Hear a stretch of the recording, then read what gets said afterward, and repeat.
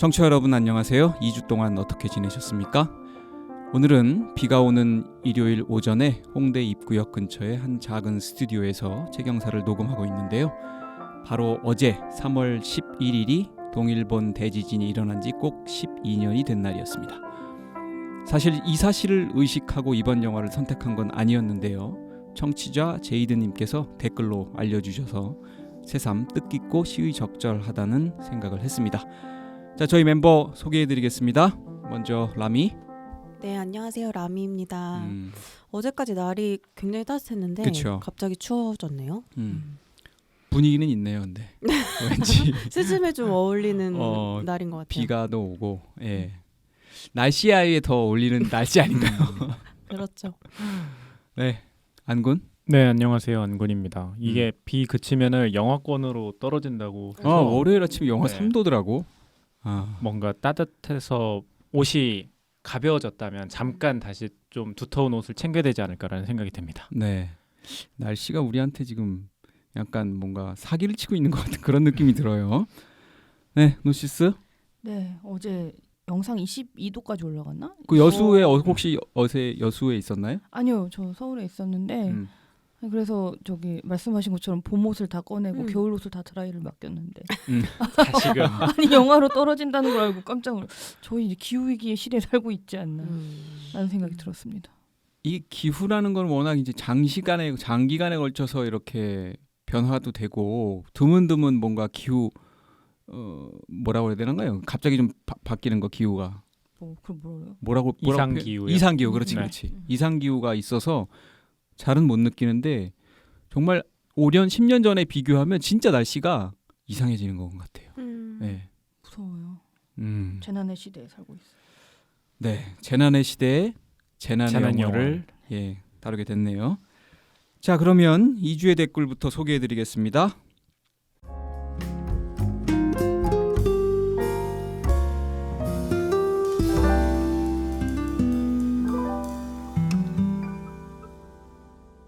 네, 가장 먼저 하얀 레떼님께서 달아주셨습니다.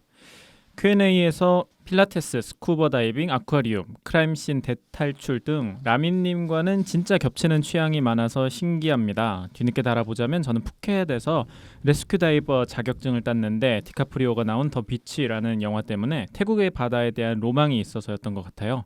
실제로 콕피피의 스팟을 갔는데 너무 좋았어요. 영화는 타르를 보고 왔습니다. 케이트 블란쳇의 연기가 미쳤더라고요. 저는 개인적으로 에어올의 양자경이 오스카를 거머쥘 거라 생각하던 터였는데 타르를 보고 나니 케이트 블란쳇이 더 유력해 보인다는 생각이 듭니다. 다음 주에는 오스카 남우주연상 유력 후보로 꼽히는 미이라 남주분의 더 웨이를 볼 예정입니다. 오스카 레이스의 막판에 휘몰아치는 느낌상 남우주연상은 이쪽이 가져갈 것 같아서 미리 봐두려고요. 이번 오스카는 과연 에어올이 몇 개나 가져갈지가 궁금하지만 해결이 아예 축제에서 빠져버려 김이 새버린 탓에 나중에 기사로나 접할 것 같습니다. 너무 영화 얘기만 한 것 같아 읽은 책 얘기를 덧붙이자면 운 좋게 서평단에 당첨되어 읽은 책만 벌써 5권에 요즘 BBC 아가사 크리스티의 미스 마플, 포아로 정주행하며 재미있었던 드라마 에피소드 원작 소설을 다시 읽고 있어요. 드라마 각색에서 범인, 엔딩, 심지어 미스 마플이나 포아로의 출연 유무조차 바뀌는 것은 새롭네요. 영시를 향하여는 본래 유명 탐정이 나오지 않지만 미스 마플 드라마 에피소드화되며 마플이 해결사로 나왔어요. 그래서 안 읽은 얘기인 줄 알았다가 점점 이거 범인 저 사람인데 하며 셀프 스포 당했답니다. 더 웨일과 스즈메도 보고 왔습니다. 요거는 그 다음 댓글에 달아주셨어요. 네. 더 웨일은 정말 흐르는 땀방울과 호흡 소리에까지 연기가 넘쳐 흐르지만 영화 자체는 그럭저럭이었어요. 스즈메는 확실히 지진이 잦고 관동 대지진의 100년 주기가 다가오는 일본에서 나올 만한 작품이었네요. 지브리의 향기가 느껴질 땐 반갑기도 했고요. 얼마 전 부곡 하와이 근처를 지나가는데 이 영화의 뒷문이 있을 법한 곳이라 안타까움이 들던 기억이 나네요 라고 달아주셨습니다. 부곡 하와이가 한때는 정말 난리던 그런 전국의 유원지 중에 하나였죠. 근데 지금 거기가 되게 퇴락한 모양이네요. 네. 거의 운영을 안 하는 것 아닌가요? 아, 그런가요? 네. 아하. 그렇군요. 이 영화에 보면 폐허가 참 많이 나오죠. 사실은 너의 이름은에도 폐허가 그렇죠. 나오죠. 근데 일본에 이런 데가 우리나라보다 더 많은 것 같아요. 인구도 줄고 뭐 또 재해도 있고 해서. 네. 네. 근데 하얀 레떼님 적어주신 거예요? 왜 이렇게 내가 모르는 게 많아? 거의 지금 우리나라 어. 문화를 향유하는 정도로 봤을 때는 상위 0.00001%에 들어갔을 것 같아. 정말 열심히 네. 보고 네. 읽으시는 것 같아요. 그 포아로 그거는 저 아가스타 크리스티 시리즈. 그렇죠. 드라마인 것 포아로 같습니다. 미스 마플도 네. 똑같이 그 할머니 탐정의 아 그래요? 이야기예요. 네. 저도 재밌게 봤었고 근데 취향이 진짜 비슷해서 저도 깜짝 놀랐어요. 아니 그 저기 뭐야 저 라미도 스쿠버를 하나요? 네, 저는 오픈워터만 땄었고 그때 세부에 가서 땄었어요. 아 네. 그래요? 네네. 아까 뭐 표현이 뭐였더라? 세이브 워터? 아니 레스큐 다이버. 레스큐 다이버. 그건 제가 뭐예요? 알기로는 마지막 단계일 거예요. 아 그래요? 어드밴스드 다음 레스큐라고 네 아마 그 구조할 수 있는 단계까지 하신 것 같아요. 그럼 굉장히 잘하시는 거네. 이게 교육이 뭐 특정 일정 시간 이상을 바다에 나가 있어야 돼요. 그래서 그 시간을 다 채워야지만 뭐 필기도 통과해야 되고 채워야지 이제 자격증을 주거든요. 그래서 그거를 굉장히 오래 하신 것 같네요. 와. 부럽습니다. 아, 저 그때 하고 두 분 한번 좀 만나보세요. 그럴까요? 네. 진짜. 아니 지금 이 방송을 코니머지님께서 듣고 계십니다. 아니 너무 궁금하지 않아요? 저도 오픈워터가 있는데 그 오픈워터를 따면서 바닷속에 들어갔다 나온 게 처음이자 마지막이었어요. 왜요? 그 이후로는 별로 안 하고 싶으셨어요? 뭐 기회가 별로 또 없었고 난 근데 그 들어가는데 귀가 아파가지고 혼났어요. 겨우겨우 들어갔어요. 내 귀가 안 터지는 스타일인가 봐. 그게 사람마다 다르더라고요. 막 부비동이라고 해서 눈 여기 위에 눈썹뼈 쪽이 아프신 분들은 그게 그러니까 원래 좀 약간 태생적으로 그런 건지 못 들어가세요.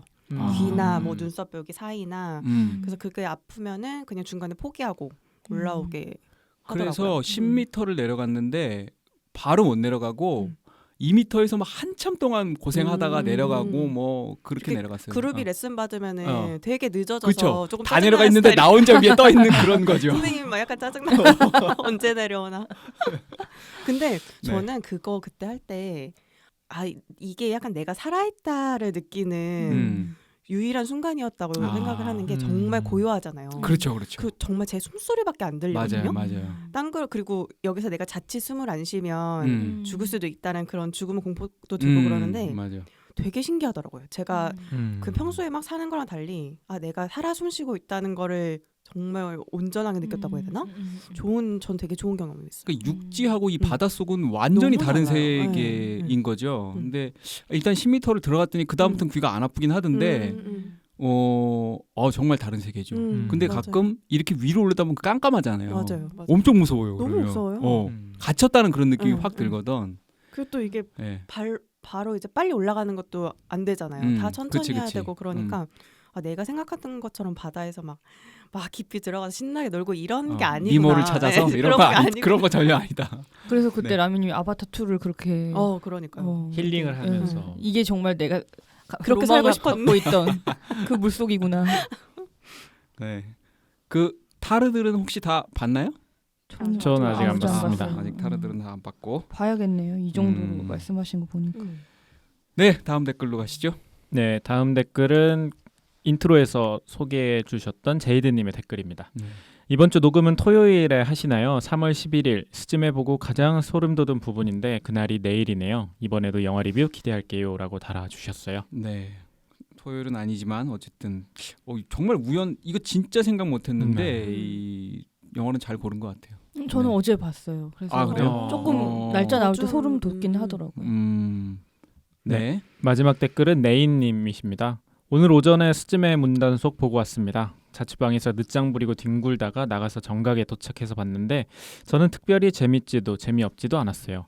그 전에 봤던 너의 이름은과 많이 비슷하다는 생각이 들어서 재미를 크게 못 느낀 것 같아요라고 달아주셨습니다. 네, 네이님 오래간만이시네요. 이번 주는 청취자 의견이 좀 쪼그라들었습니다. 네, 지난번에 많아가지고 뭔가 밸런스가 안 맞네요. 확실히 슬램덩크 때의 관심이 열기가. 컸던 것 같아요. 그러게 말이죠. 근데 이번 주 보니까 팟빵이 이제 저희 2주 동안 재생수가 이제 2,100여 회가 되고 평균 청취율이 이제 63분이니까 1시간이 넘는데 이 댓글이 하나도 없습니다. 팟빵에도 청취자들. 댓글 부탁드립니다. 그리고 이번 주 인스타에 해프닝이 있으면서 거기 또 재밌는 상황이 벌어지고 있던데요. 네. 예. 제가 말해야겠죠? 네. 제가 인스타를 관리하고 있는데 다음번에 해야 되는 작품을 제가 먼저 소개함으로써 하지만 빨리 라미님의 제보로 빨리 확인하고 삭제를 했지만 그 사이에 보신 분들이 이번 주에 다루는 작품과 뭐 같이 막 뭐 믹스해서 답을 맞춰주시기도 하고 그러니까 아는 사람만 아는 에피소드로 만들어주시긴 했습니다. 네. 노시스의 입단소. 손가락 단속. 자, 최경사는 네이버 오디오 클립 그리고 팟빵을 통해서 들으실 수 있습니다. 유튜브에도 올라가 있습니다. 메일 주소는요. bookmovi42@naver.com입니다. 네, 인스타 계정도 같은 @복무비42이고요. 하트도 많이 눌러주시고 댓글도 써주십시오. 메일도 환영합니다. 자, 그러면 2주의 후원이 얼마나 있는지 안군 한번 확인해 보겠습니다. 자본으로부터 독립당한 독립 팟캐스트 최경사의 2주의 후원입니다. 네, 이번 에피소드에도 여러분께서 후원을 해주셨습니다. 감사합니다. 감사합니다.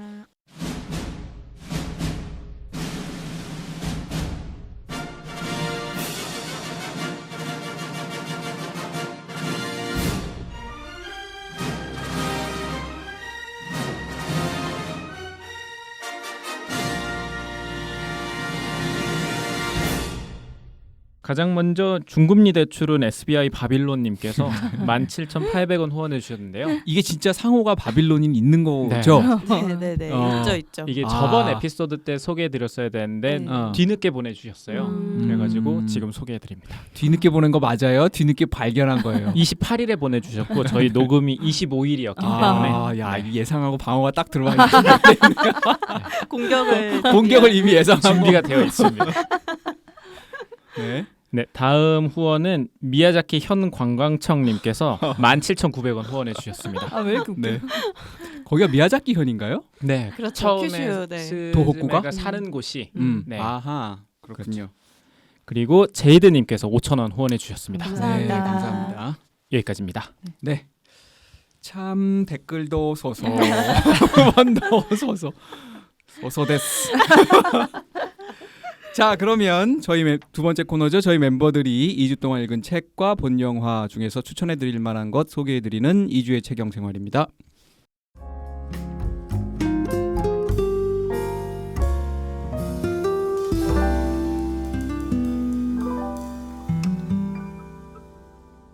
자, 누구부터 하시겠어요? 저는 그제네요. 더글로리 시즌 2를 끝나셨나요? 예, 아주 정말 단숨에 보았고 아주 재밌긴 재밌습니다. 그런데 그러고 나서 진짜 역시 김은숙인가 안기로 맞죠? PD. 예. 네. 그래서 남들은 어떻게 봤을까 하고 네이버에 가서 더글로리 쳤더니 갑자기 안기로 학폭 다른 이슈가. 논란을 아이고 깜짝 놀랐고 그거 아주 재밌게 봤고 또 하나는 역시 넷플릭스인데요. 나는 신이다. 그거 봤어요? 예, 근데 그게 제가 필요에 의해 봤어요. 제가 또 몸담고 있는 그 일과 관련해서 거기 나는 신이다에서 해당 사건을 너무 이런 표현 맞는지 모르겠죠. 포르노 저널리즘 이슈가 발생했길래 저한테 의견을 구하시더라고요. 그래서 봤는데 불편한 지점이 확실히 있고 이걸 이렇게 다뤄야만 했나라는 질문은 반드시 따라오는데 다만 해당 사건이 이번 이 나는 신이다를 통해서 해당 사건에 대한 공분과 재조명이 시작되면서 조금 이 뭐라 그럴까요? 포르노 저널리즘 이슈가 좀 묻히는 단계인 것 같긴 한데 좀 생각해볼 여지가 많긴 했습니다. 묻히는 게 아니라 이제 시작하는 거 아니에요? 근데 어젠가 조선일보가 칼럼을 그거 썼던데? 그래요? 저는 그 공개되자마자 여성학자들이 굉장히 분노하는 그런 SNS 글이나 이런 것들을 본 상태에서 이걸 어떻게 다뤄야 되나 하고 있었는데 관련해 가지고 이제 사건 사고 기사처럼 다뤄지면서 이 포르노 저널리즘 이슈를 정면으로 다루기 조금 타이밍이 약간 어긋났다라고 느끼는 차였어요. 저는 지금 볼 생각이 없었는데 뭐 JMS 옛날에 뭐 그것이 알고 싶다 같은 거 많이 하기도 했고 근데 이제 뉴스가 되니까 이제 이거 보고 싶다는 생각이 좀 들기 시작했어요. 예, 다른 분들 혹시 보셨어요? 저는 JMS 편까지만 봤어요. 저도 딱 세 뒷부분은 안 편만 보고. 그럼 세 봤어요. 편이 네. JMS 편이에요? 그 어떻던가요? 뒤에 더 있는데 저도 뭐 비슷한 생각을 했는데 선정성 느낌에서의 불편함은 저는 생각보단 덜했고 더 그러니까 그 외적으로 불편했던 거는 그 피해자를 연출하는 부분이라고 해야 되나? 그러니까 가령 자살하고 싶었다라는 이야기를 하는 피해자를 같이 한강다리 위에서 찍어요. 그러니까. 저는 그런 부분이 약간 감정적으로 요동칠 수 있는 음. 상황에 내모는 거잖아요. 그런 부분이 조금 불편하더라고요. 그러니까 뭐 선정성이라는 거는 어쨌든 성범죄를 저질렀기 때문에 그 조금 뭐 용기를 가지고 이야기했다는 측면에서는 어느 정도 저는 뭐 그럴 수 있겠다라는 생각이 드는데 어쨌든 그 폭력 피해자들을 상대로 그들의 감정 상태를 표현하는 부분에서는 약간의 조금 너무나 좀 과격한 부분이 있지 않았나라는 생각이 들었습니다. 노골적이고 차원이 좀 낮다는 느낌을 받았어요. 그러니까 요즘, 조금 더 그 보호하면서도 접근할 수 있었을 텐데 너무 그냥 직관적으로 나는 진짜 자살하고 싶었어. 그러면은 그 장면 보여주고 그런 느낌이어가지고 아 이렇게 해야 되나라는 생각이 들더라고요. 근데 왜 이렇게까지 했을까? 네, 그게 그러니까 어떤 의도를 가지고 그랬다기보단 저는 부주의, 무신경으로 읽혀졌는데 이런 이슈를 다룰 때는 말씀하신 그 보호, 피해자 보호 그리고 저 같은 경우 보는 내내 저 사람 괜찮나? 심리적으로 괜찮나? 저걸 어떤 식으로 이렇게 다루면서 가고 있나라는 거를 좀 넣어줬어도 됐을 것 피해자 같아요. 보호 장치를 좀 중간중간 봐야 내가 안심을 하면서 볼 것 같은데 너무 피해자를 막 몰아붙이는 방식으로 다루니까 지금 요즘 시대에 저런 방식하고 되게 좀 촌스럽고 좀 낯설게 느껴졌는데 근데 다만 이렇게까지 이제 이슈가 이제 확장되고 폭발적으로 터지는 걸 보면서 결국 저런 방식의 공분이어야만 이런 그런 이렇게 되는 생각할 건가? 수도 있겠네요. 네, 좀 고민이 됐습니다. 라미도 아직 못 본 모양이네. 저도 그렇게 딱 3편 먼저 다 봤구나. 저는 다 보려고 했는데 그 사실 그 3편을 보고 조금 버거워가지고 뒤에 거를 아직 시작을 못했어요. 은근히 또 이름 다 봤네. 나만 못 봤네. 자, 뭐 말 나온 김에 라미는 그러면 혹시 추천작이? 저는 제가 성스러운 거미를 아. 이게 올라왔더라고요. 잠깐만. 왓챠에 올라왔죠. 안군 봐서 안 봤어요 이거? 제가 왓챠를 끊었습니다. 아니, 끊었다는 게 뭐야? 그러니까 구독을 안 하니까 해지해가지고 못 봤어요 아직. 아니 그건 극장이 아니 지금 알리아빠 씨를 지금 몇 년 동안 외치다가 지금 그걸 아직도 안 보고 있단 말이에요 지금? 못 봤습니다 일단. 네. 변했어.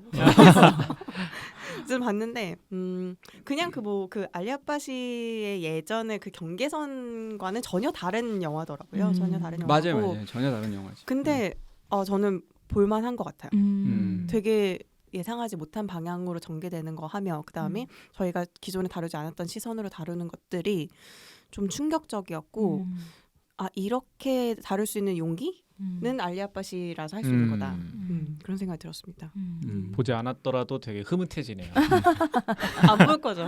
모르겠어요. 거의 손절하셨죠? 아니 그게 아니라 약간 어쨌든 그게 현실 드라마잖아요. 네. 뭐 이란 쪽 뭐 그런 얘기 아닌가요? 딱히 손이 안 가긴 하는데. 근데 볼 것 같습니다. 북유럽엔 손이 가고 네. 이란에선 손이 안 무슨 가나요? 차별적인 발언입니까? 아니 약간 제가 모르겠어요. 이게 중세풍 뭔가 그런 느낌의 걸 싫어하는 건 아닌데 선뜻 선택하지 못하는 모르겠어요. 하여튼 근데 볼 겁니다. 제가 좀 힘든 것 같아요. 제가 왓챠 아이디 드릴게요. 하루만 드릴게요. 어쨌든 그렇고 저도 이제 나는 신이 나랑 더글로리를 저는 막 시작했어요. 그래서 지금 좀 떨립니다. 뒤에 어떻게 될지. 정말 뭐 아주 스피디하게 몰아치나요? 네, 제가 근데 보통 그런 드라마를 틀어놓고 집안일을 하는데 이번에는 집안일이 병행이 안 되더라고요. 앉아서 쭉 집중해야 쭉 되네. 봤어요. 네. 그게 학폭이라는 이슈 때문에 그렇게 쭉 보게 돼요? 뭐 때문에 쭉 보게 돼요? 그냥 흐름이 그러니까 스토리가 완벽하게 이제 시즌 2는 복수의 진행이거든요. 뭐 계속 사이다죠. 뭐 아이고 막. 그리고 그게 진짜 절묘하게 엔딩을 끊어요. 이 다음 한 편의 봐야 엔딩을. 되는데 봐야지만 내가 약간 그 해소될 것 같은 저기서 끝낸다고? 하고 가만히 기다리면 자동 재생이 되잖아요. 맞아. 그러니까 이제 멈추지 못하는 거죠. 한 편이 한 1시간 되나요? 50분? 네, 50분. 네, 네. 그러니까 제가 저번에 한번 팁을 드렸잖아요. 수리남을 제가 어떻게 봤는지. 아, 끝까지 안 갑니다. 중간에 끊어버리면 내가 끊어버립니다. 내가 그냥 끊어버려요. 그렇게 뭐죠? 보면 계속 안 볼 수 자신과의 있어요. 싸움인가요? 아까 안 보는 방법 알려주시는 거예요. 그렇죠, 그렇죠. 끝까지 계속 안 보고 이어서 안 보는 방법. 끝까지 가지 마시고 중간에 끊으세요. 중간에 그냥 끊어라. 중간에 그냥 끊으세요. 내가 끊으세요. 자발적으로, 주체적으로. 음. 네. 재밌는데 왜 그래야 돼요? 왜 그러는 거죠? 자, 안군. 저도 나는 신이다 봤고 원래 너의 이름은을 보려고 했다가 그 넷플릭스에 있었잖아요. 그래서 앞부분 맞아, 보다가 맞아. 나중에 봐야지 했는데 그 사이 내려갔더라고요. 내려갔지요. 너무 빨리 내려갔어요. 2월까지 그래가지고 갔죠. 네. 그게 조금 아쉬웠는데 그래서 그냥 넷플릭스 돌려보다가 미션 임파서블 있어가지고 주로 영화를 정말 저렇게 봅니다. 정말 맥락이 확 튀네요. 네네. 아니 왜냐면 위에 쭈루룩 있더라고요. 그래서 어. 가장 최근 거 저희가 다 다뤘었던 로그네이션이랑 폴아웃을 봤는데 아 역시나 재밌더만요. 많이도 봤다. 이거 두 편이나. 아, 시간 주르륵 가더라고요. 그러면서 성스러운 거면 안 그러니까 보는 안 거예요. 그러니까요. 아 요즘 그냥 다 부수는 거 그냥 이런 거 보고 싶은 것 같아요. 스트레스가 많은 상태예요 지금. 아, 더글로리 그런 것 보세요. 더글로리는 못 시작하겠어요. 약간 드라마는 어쨌든 쫙 봐야 되니까 맞아, 맞아. 약간 부담감이 있더라고요. 영화보다 더. 이렇게 봤습니다. 네. 저는 똑똑똑 아 똑똑똑 궁금하실지 모르겠는데 제목 참 이상하지 않아요? 저 이거 예매까지 하고 취소를 했거든요. 시간이 안 맞아서. 잘했어요. 알겠습니다. 네. 그리고 이니셰린의 벤시 이것도 어. 궁금하긴 했는데. 개봉을 다음 주에 하죠. 수요일. 아주 괜찮습니다. 음. 아카데미가 미국 시간으로 오늘이고 우리 시간으로 내일 아침인데 이게 남우주연상을 받을 수 있을지 예, 굉장히 궁금하고 저는 개인적으로 굉장히 괜찮았어요. 예술가에 대한 그리고 인정 욕구 뭔가 그 호랑이는 죽어서 가죽을 남기고 사람은 이름 남긴다. 라는 격언이 생각나는 영화 생각나게 하는 그런 거였고 이란 영화 안군이 별로 안 땡긴다는. 예. 근데 보면 재밌어요. 이번엔 이건 재밌어요. 네. 어떤 영웅 그 그 파라디 감독의 예. 뭐죠? 그 아슈가르 파라디 감독의 어떤 영웅이라는 영화입니다. 미디어에 관한 영화기도 하고 굉장히 난 이란 영화가 이렇게 이 감독이 원래 그런 감독인데 이야기를 굉장히 잘 재밌게 네. 계속 지금 우리가 얘기하고 있는 그 다음에 어떻게 되는지 안 볼 수 없게 만드는 그런 그 시민과 나데르의 네. 별거. 그렇죠. 네. 예, 그 감독. 보고, 와. 네, 그랬어요? 어마어마한 저는 그걸 못 영화죠. 봤는데 진짜 재밌어요. 이거 진짜 재밌다는 얘기 저도 되게 많이 들었거든요. 근데 그 감독의 네, 영화인데 네. 역시 이야기가 굉장히 잔잔한 이런 영화가 아니라 정말 이야기가 그냥 네. 폭풍 찌듯이 재밌어 보이는데요. 재밌습니다.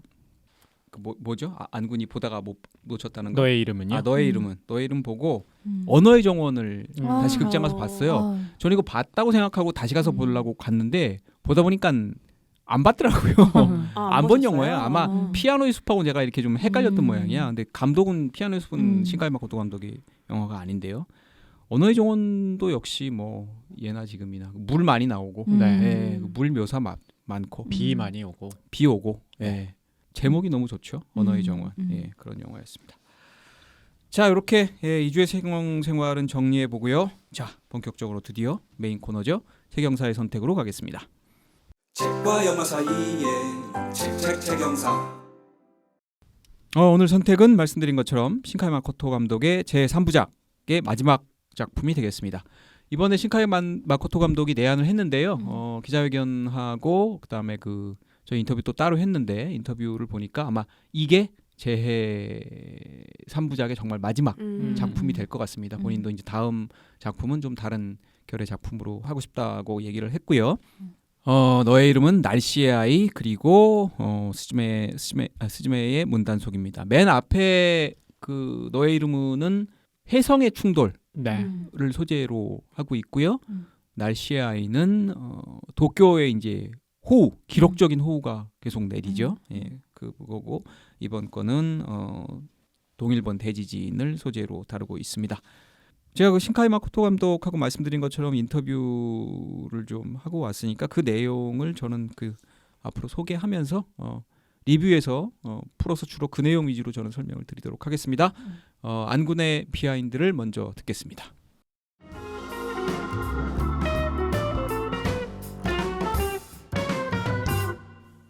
요번에 준비한 비하인드는 약간 일본 신화에 대한 이야기인데요. 워낙 어쨌든 좋네요.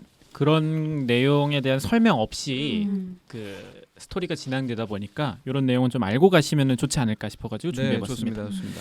일단 주인공 이름부터 살펴보려고 하는데요. 주인공 이름은 이와토 스즈메입니다. 이와토라는 성씨가 이 한자로 보면은 바위 암자의 문호자예요. 그러니까 바위 그래요? 문이라는 거죠. 그러니까 성씨인 이와토 자체가 문을 상징하고 있습니다. 아마도 아마노 이와토에서 따온 것으로 보이는데 이 아마노 이와토가 뭐냐면 규슈 미야자키에 위치한 신사예요. 직역하면 하늘의 바위 굴이라는 곳인데 여기가 뭐냐면 일본의 태양신인 아마테라스가 동생인 스사오노의 횡포에 질려서 틀어 박혀 있었던 동굴입니다. 근데 그 아마테라스가 태양신이거든요. 그랬더니 동굴 안에 들어가 버린가 온 세상이 깜깜해지는 거죠. 그래서 이 아마테라스를 다시 동굴 밖으로 나오게 하기 위해 그 역할을 맡은 무녀가 있었는데 이 무녀의 이름이 아메노 우즈메였습니다. 뭔가 스즈메랑 이름이 비슷하죠. 이 아메노 우즈메가 막 춤을 추면서 아마테라스를 웃기고 아마테라스가 궁금해가지고 밖으로 나오면서 이제 다시금 태양빛이 세상에 펼치게 되어 있다라는 신화가 있는데 일본에 요 아마테라스가 갇혀 있었던 동굴 이름이 아마노 이와토입니다.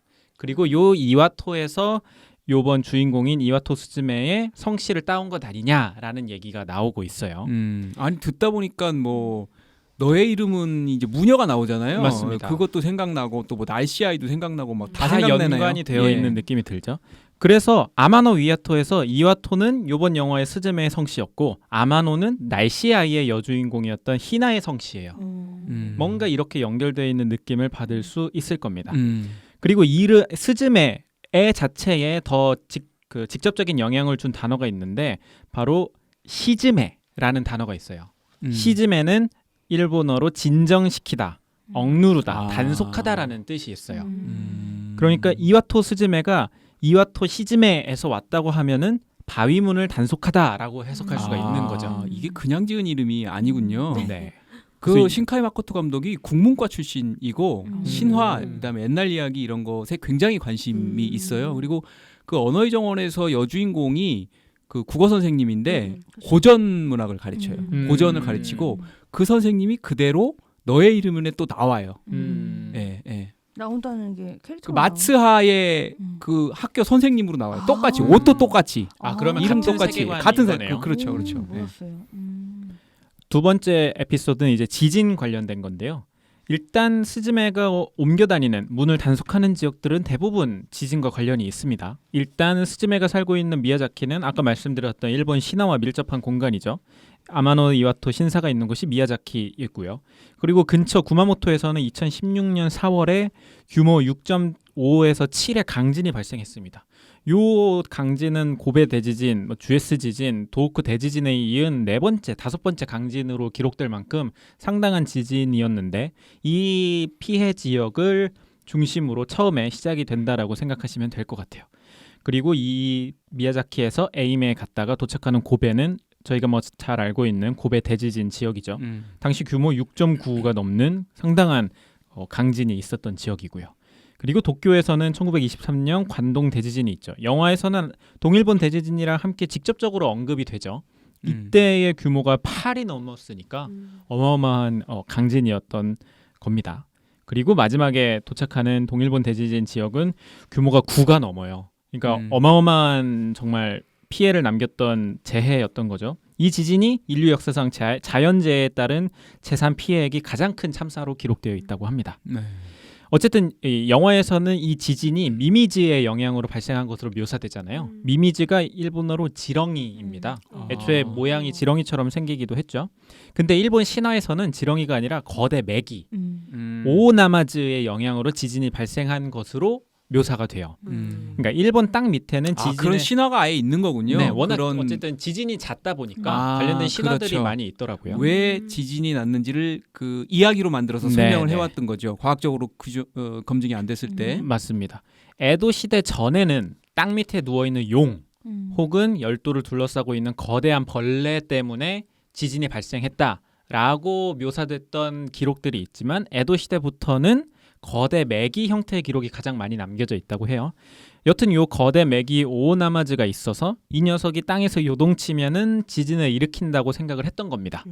근데 이 오오나마즈의 머리와 꼬리를 요석으로 눌러서 진정시킨다라는 게 일본 신화에 있어요. 아, 그래요? 네, 요석으로 사실상 누른다 그거를 그런 것까지 가지고 온 거죠. 근데 그 음. 요석을 누르는 게 그 또 다른 신인데 그 신이 요 메기의 머리와 꼬리를 눌러서 가라앉힌다라는 신화가 있습니다. 요 모티프를 가지고 와서 요번 영화에서도 무언가 요석 얘기가 나오고 풀어져 나간다라고 생각하시면 될 것 같아요. 이러한 뭐 비하인드 스토리를 가지고 영화를 보신다면 물론 뭐 이해가 어려운 영화는 아니지만 조금 더 다층적인 풍부한 감상을 할 수 있지 않을까 싶어서 준비해봤습니다. 네, 잘했습니다. 교수님이 만족하셨습니다. 에이플입니다. 에이플. 아, 이게 몇 년 만인 거죠? 아, 신화회가 나와서 조금 그 우리 멤버 여러분은 이 스즈메의 문단속을 비롯하여 그 우리 신카이 마코토 감독의 영화의 제목에 대해서는 어떻게 생각해요? 제목 너무 좋죠. 초속 5cm. 네, 음. 벚꽃이 떨어지는 속도. 언어의 정원도 진짜 멋있는 제목이고. 제목을 들으면 알 수 있는 느낌이죠. 그죠. 이건 신카이 네. 감독의 영화다. 근데 구름의 네. 저편 약속의 장소인가요? 그것도 좋고요. 근데 저도 와, 제목이 너무 좋다. 그리고 내가 처음 이 신카이 마코토 감독의 영화를 보고 싶다고 생각한 것도 결국은 제목 때문이 아니었는가 이렇게 생각이 들어서 신 감독한테 이 우리말로 하니까 신혜성이더라고. 신혜성 감독한테 물어봤어요. 제목을 어떻게 짓냐라고 물어봤더니 이렇게 얘기하더라고요. 제목은 약간 올드한 게 좋다. 조금 촌스러운 게 그런 느낌을 주는 제목으로 하고 싶다고 이제 생각을 한다. 왜냐하면 일본의 신화라든지 옛날 이야기에서 자기가 영감을 받아서 이야기를 만들기 때문에 그런데 그런 신화나 옛날 이야기에는 패턴이 있고 그 패턴이 강력하게 남겨져 있고 기억에 남는 것이 여태까지 살아남기 때문에 자기는 그런 약간 올드하고 촌스러운 제목을 늘 선택해 왔다. 그런 제목을 지으려고 한다. 이런 식으로 얘기를 하더라고요. 생각이 나서 들려드렸습니다. 이제 라미의 신호부로 가보겠습니다.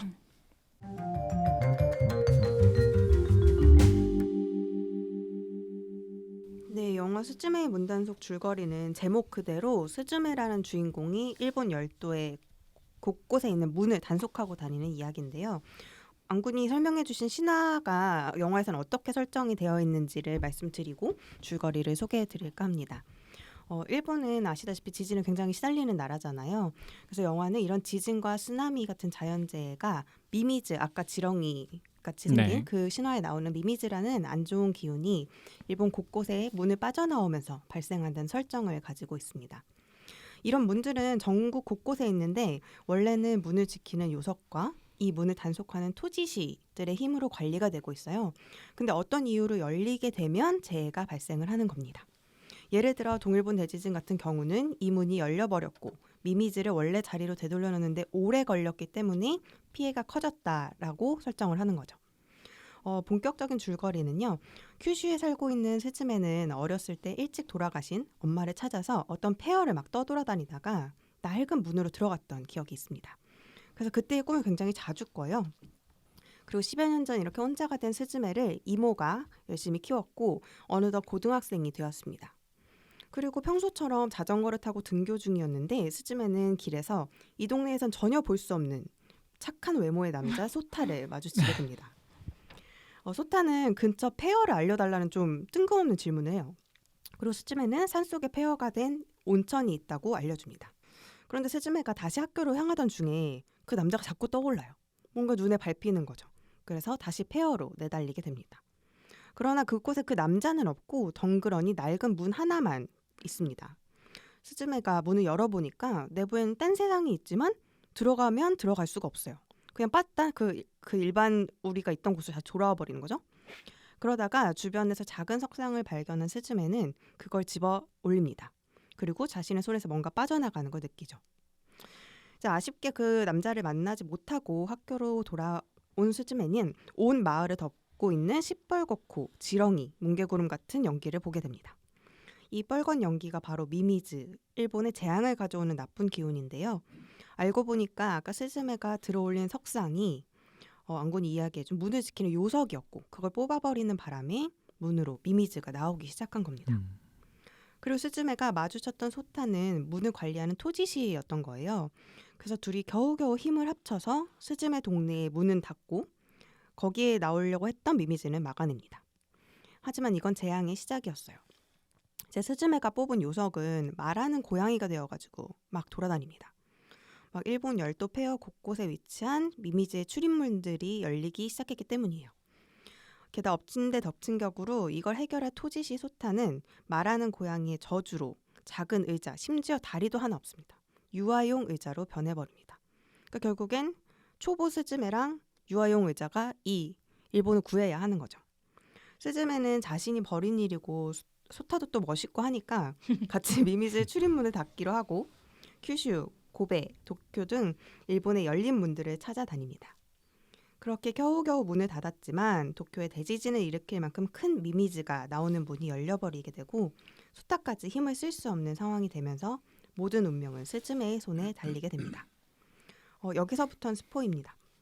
또다시 많은 이들의 소중한 사람을 잃을 수 있는 상황에서 스즈메는 자신이 요석이 되겠다고 하면서 그 희생정신으로 소타가 돌아오게 되고 대지진도 막을 수 있게 됩니다. 그리고 스즈메는 자신이 과거 그 열린 문 속에서 봤던 사람이 돌아가신 엄마라고 막연히 생각을 했었는데 사실은 엄마가 아니라 어린 자신에게 용기와 희망을 주는 미래의 자신이었음을 깨달으면서 영화는 막을 내립니다. 네, 잘 들었습니다.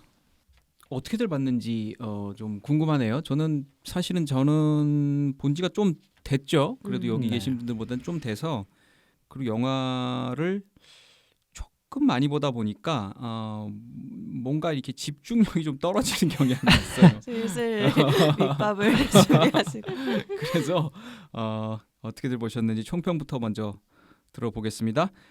안군부터 오늘은 한번 들어볼까요? 제가 도쿄 대지진 관련된 영화나 컨텐츠를 많이 본 건 아니지만 그런 콘텐츠가 많아요? 그러니까 뭐 소노시온 감독이나 지금은 어쨌든 성범죄와 연루돼가지고 조금 평가가 달라지긴 했지만 그분이 뭐 두더지라는 영화를 만들었거나 혹은 영화 말고 뭐 만화책 같은 경우도 사실 요 재난이 일본 컨텐츠에 미친 영향이 상당한 것 같아요. 근데 어쨌든 제가 봤던 영화나 만화들 중에 가장 그게 노골적이고 찐했던 영화라는 느낌이 들었어요. 그래서 개인적으로는 굉장히 감정이 요동쳤습니다. 왜냐하면 어쨌든 터키나 튀르키예나 그런 지진 관련된 거를 제 뉴스레터 컨텐츠로도 다루긴 했지만 그 피해에 대해서 그냥 하면서 심적으로 그냥 뭐 인류애적인 그런 안타까움 그런 거를 넘어서서 이런 영화를 봤을 때 느껴지는 정말 이 사람들에게는 이 순간이 너무나도 큰 아픔과 더 이상 이제 돌아갈 수 없는 순간이었겠구나라는 게 가장 노골적이고 직접적인 느낌을 받았던 영화라고 정리할 수 있을 것 같아요. 뭔가 그래서 뭐 약간은 너무 조금 과잉은 아닌가라는 생각이 들기도 했는데 근데 이렇게 과잉을 해야지만 실제 경험하지 않았던 사람에게도 무언가 이 순간을 공감시킬 수 있는 것 아니었을까라는 생각이 들었습니다.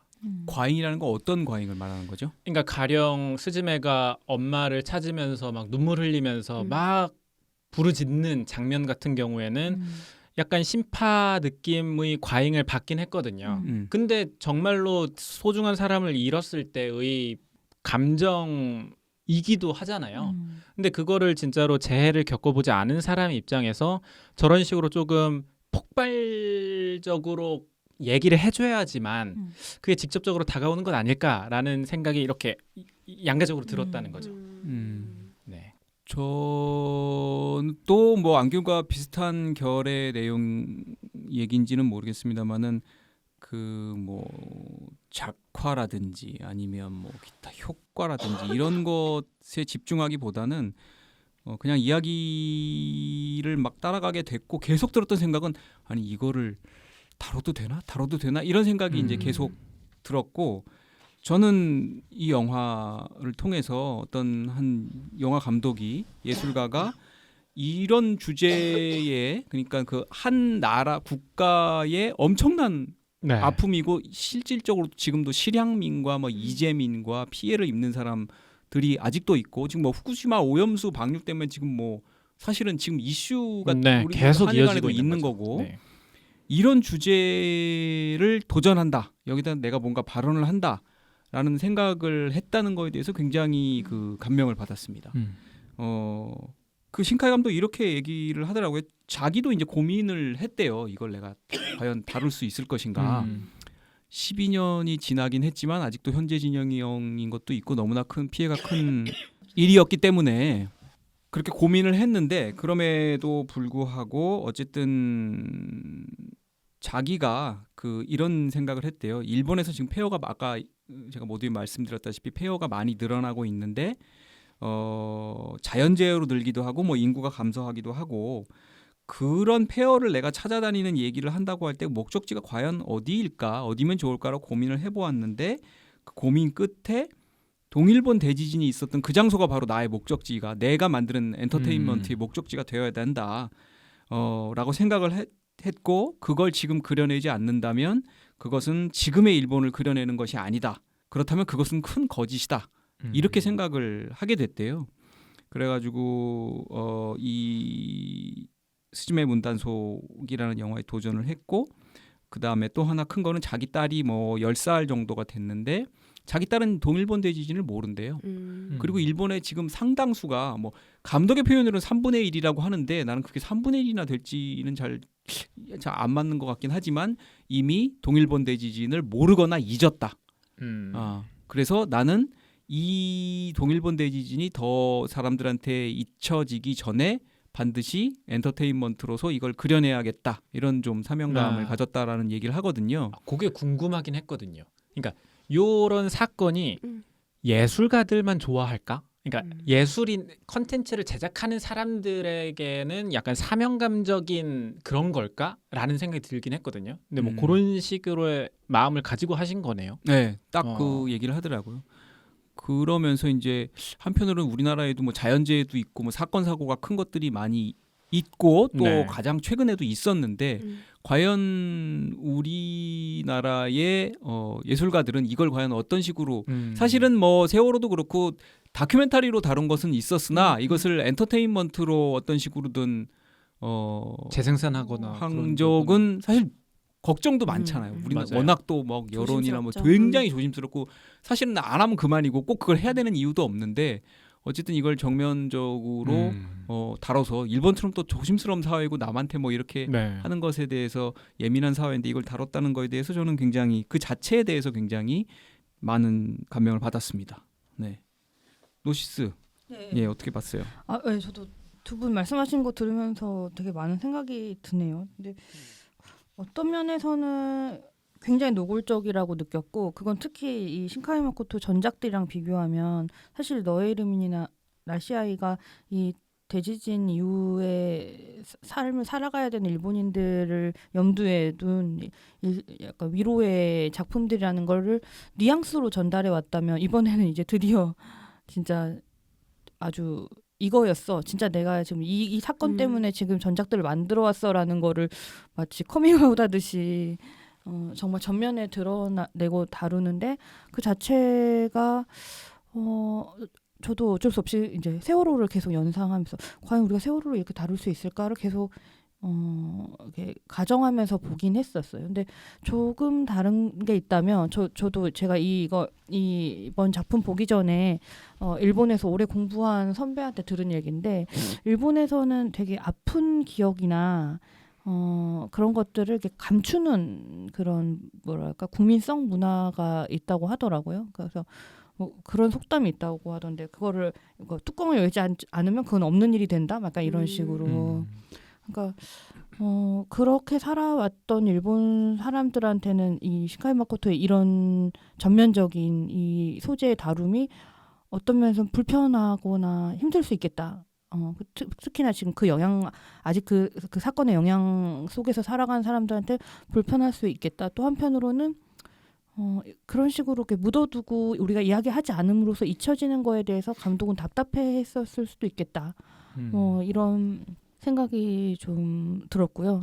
또 하나는 이제 저도 이제 제가 최근에 이제 가족에게 큰일 있으면서 느끼게 된 건데, 그러니까 비로소 그러니까 죽음을 인식하니까 죽음의 존재를 뭔가 체감하니까 그제서야 삶에 대한 이야기를 하기 시작하더라고요. 그래서 뭐 되게 제가 좀 이렇게 보면서 되게 막 가슴에 막 꽂혔던 대사는, 그러니까 스즈메가 처음에 그 일상을 살아가는 순간에는 이모랑 대화 중에 삶과 죽음은 어차피 뭐 운이야 뭐 이런 대화사를 하고 막 되게 심드렁하고 얘가 되게 시니컬한 것처럼 나오다가 마지막에 이제 누구죠? 그 잘생긴 남자 쇼타와 마지막에 이제 그 지진을 막으면서 그 살고 싶어요, 죽고 싶지 않습니다. 저희는 살고 싶어요. 막 그 생에 대한 그 의지를 막 표현하는데 저걸 내가 어떻게 해석해야 되는지 처음엔 좀 헷갈렸어요. 그러니까 실은 제가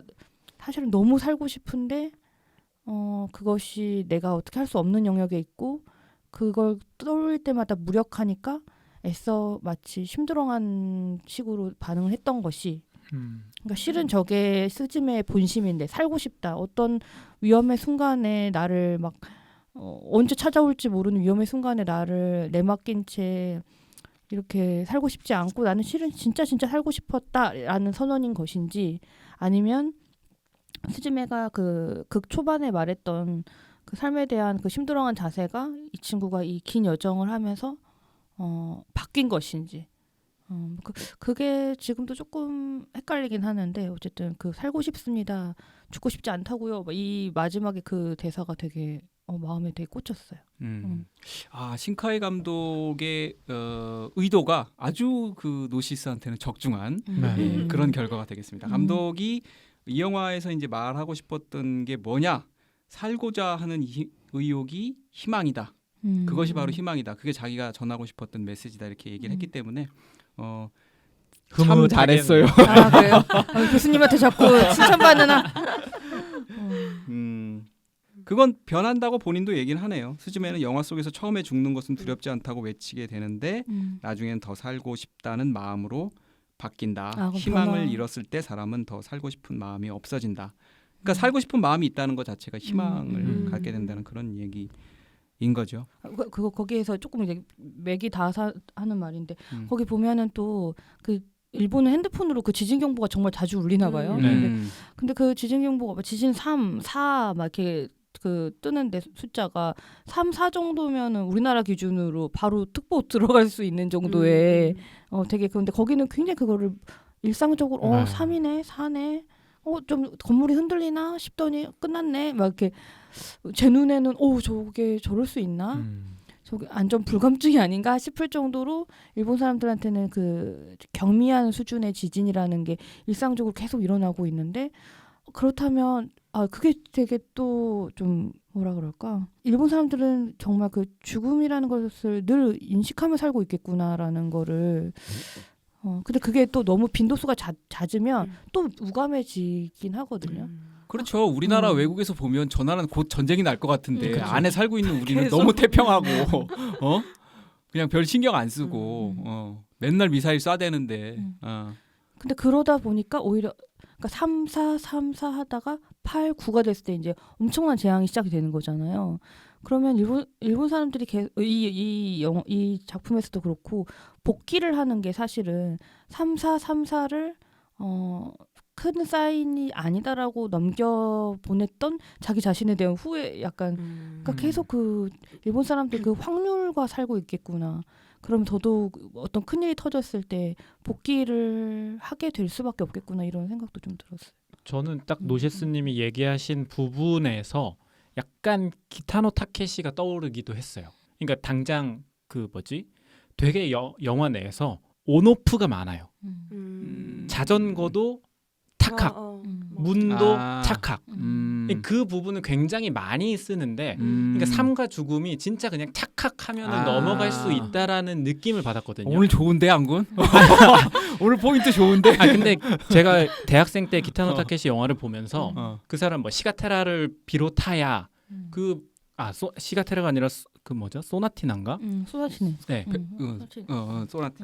거기서 인터뷰에서 무슨 얘기를 했었냐면 삶과 죽음이 동전의 양면이라고 본인은 생각을 한대요. 그러니까 그 사람은 야쿠자와 워낙 가까운 삶을 살았기 때문에 삶이 많은 만큼 죽음도 그만큼 많이 봤다고 하는데 무언가 그 기타노 타케시가 경험했던 그런 환경이 이런 도호쿠 대지진 때문에 전반적인 사람에게 이 삶과 죽음이라는 경계라는 게 정말 그냥 한순간이면 이렇게 쫙 바뀌는 그런 거다라는 인식을 심어준 것 아닌가라는 생각이 들더라고요. 그 탈칵 뭐 자동차? 자동차도 그렇고 자전거에서도 그렇고 사실 또 문이라는 게 그런 거예요. 여기 딱 문이 나오지만 문을 열고 들어가는 순간 다른 세상인 거잖아요. 네, 그렇죠.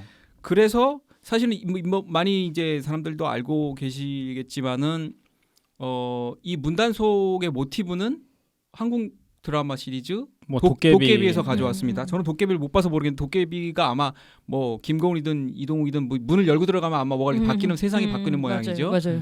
거기서 이제 자기 친구가 신카이 마코토 감독의 한국인 친구한테 야 요즘 뭐 볼 거 뭐 있냐 그랬더니 야 그럼 이거 한번 봐봐 해가 소개를 받았대요. 이제 거기서 보고 이제 모티브를 이제 실제로 얻었다고 하는데 문을 모티브로 한 것은 신 감독은 문이 바로 일상의 심볼이다 이렇게 생각했다고 합니다. 그게 뭐냐면 아침에 우리가 매일 아침에 문을 열고 나가면서 다녀오겠습니다 라고 하죠.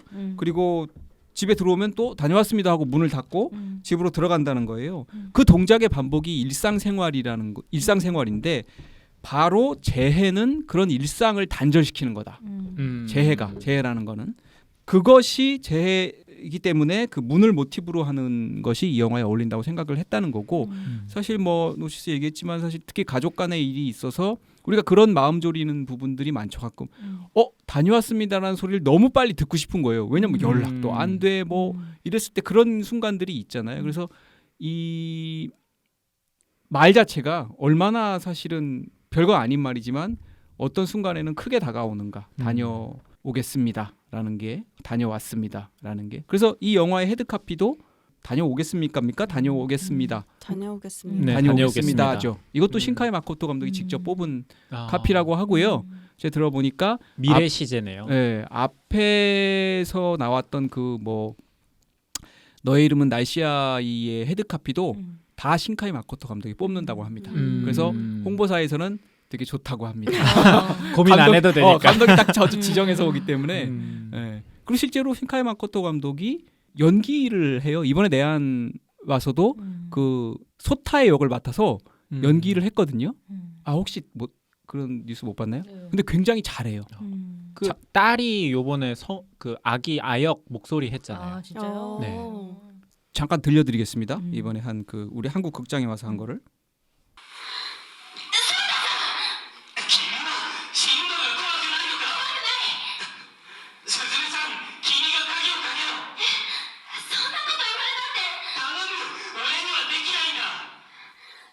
전문 성우 같네요. 남자 목소리가 감독인 거죠? 그 수준이죠. 네, 남자 목소리가 감독이고 와 그래서 깜짝 놀랐어요. 저거를 저 정도 성우는 실제 성우거든요. 네. 스즈메의 성우고.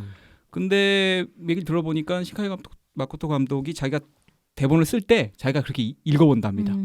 읽어봐가지고 그럼 입이 이제 착착 맞을 거예요. 요게 글자 수나 뭐 이런 것들도 그렇고 그래서 역시 국문과다 이런 생각을 하게 됐습니다. 연극반에 국문과가 많죠. 국문과가 베이스로 전부 연극반을 뭐 대학대 같은데 하기도 하고요. 네, 그러면 라미는 어떻게 봤는지 한번 리뷰를 들어보겠습니다. 저도 뭐 앞서 말씀해주신 것처럼 그 재난에 대한 이 감독이 다루는 방식이 좀 그러니까 적절했다. 그러니까 어떤 재난을 다루든 사실 공감이 어렵고 비난도 나왔을 법하고 사실 이 영화를 보는 게 힘든 분들도 있겠죠. 근데 이런 식의 방법이라면은 어느 정도 위로가 되지 않았을까라는 생각이 들었고 그리고 저 같은 경우는 저도 그 노치스님이 얘기해주신 죽음이 두렵지 않다 이 이야기를 하던 주인공이 살고 싶어한다는 이 이야기를 하는 것도 사실 일본 사람 이 재난을 겪었던 일본인이라면 누구나 그냥 겉으로는 그렇게 이야기할 것 같아요. 난 죽음 두렵지 않아. 언젠가 또 오겠지 하지만 실제로는 이제 그런 마음이 있다는 것도 잘 반영이 된 것 같다고 생각을 했습니다. 그리고 제가 좋았던 점은 이제 이거를 버텨내는 힘이, 그러니까 재난의 재해를 이겨내는 힘이 사람들한테서 나온다라는 메시지를 준다고 느꼈거든요. 맞아요. 문을 닫을 때 그 공간에 있던 사람들을 떠올려봐. 그 사람들이 여기서 좋았던 기억들 하면서 거기서 멘트했던 것들 또는 그러니까요. 너무 일상적인 네네, 말들. 일상적인 이야기들을 막 떠올리면서 거기서 힘을 얻어서 문을 닫잖아요. 근데 그 위로가 이걸 버티는 게 뭐 밖에서 뭘 해서가 아니라 우리가 할 수 있다. 우리가 내부적으로 할 수 있다라는 메시지를 준 게 저는 그 방법은 되게 좋더라고요. 그래서 희망을 줄 수 있는 영화가 아닌가라고 생각이 들었고 다만 저한테는 이 인물들의 감정선이나 사실 개연성은 좀 구멍이 많은 느낌이었어요. 어디가 그렇죠? 그러니까 저는 일단 스즈메랑 소타의 이 잘생겨서 러브라인을 따라가는 거잖아요. 갑자기 느닷없이 사실 이해가 잘 되지 않았어요. 그런 스타일이 아니구나. 한눈에 반해. 아니 이게 더 좀 풀어주고 감정선, 그러니까 어떤 일이 있었는지 풀어주거나 하면 좋을 텐데 이 일련의 사건들만으로 이 정도의 사랑을 느끼고 나를 바쳐서 저 사람 대신 내가 요석이 되겠다라고 하기까지는 좀 짧지 않았나. 그 설정은 좀 짧지 않았나 생각이 들었고 그리고 뭐 막 이렇게 친구도 막 등장하고 소타 친구도 나오고 뭐 이모도 갑자기 나오고 막 하는데 되게 좀 다 갑작스러워요. 이 인물들이. 그러니까 뭐 이번은 키워준 이모였고 그 친구는 같이 있었던 친구지만 또 길을 가면서 만나는 감귤농장에서 만나는 친구 또는 그 술집을 바를 운영하는 그 여사장도 되게 다 갑작스럽고 갑자기 여기서 일을 한다고? 갑자기 쟤랑 친구가 됐다고? 오토바이 빌린다고? 이게 다 너무 영화적인 그런 설정인 거예요. 근데 그런 생각을 할 때쯤에 탁 예쁜 그림 때려요. 예쁘다. 그리고 탁 좋은 음악을 딱 틀어요. 좋다. 그러니까 이게 그 부분을 조금 용서하게 된다고 해야 되나? 근데 어쨌든 영화를 다 보고 나서는 근데 저 둘이 어떻게? 저 둘이 어떻게 이런 관계를 맺었지라는 게 인물 간에 사실 완벽하게 연결되는 사람 저는 하나도 없다고 느꼈어요. 저는 그 부분이 영화스럽다는 느낌보다 예스럽다고 느꼈어요.